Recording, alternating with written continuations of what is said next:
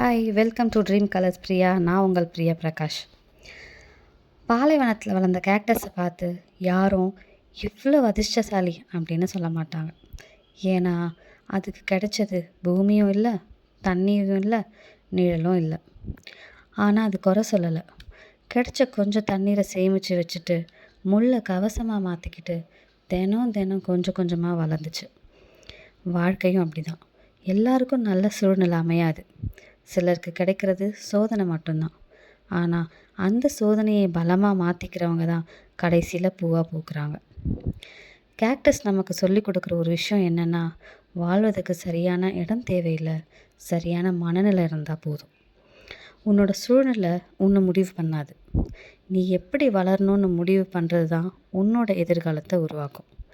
உங்களுக்கு நம்ம சேனல் பிடிச்சிருந்துச்சுன்னா லைக் பண்ணுங்கள், ஷேர் பண்ணுங்கள், கமெண்ட் பண்ணுங்கள். பாய் பாய்.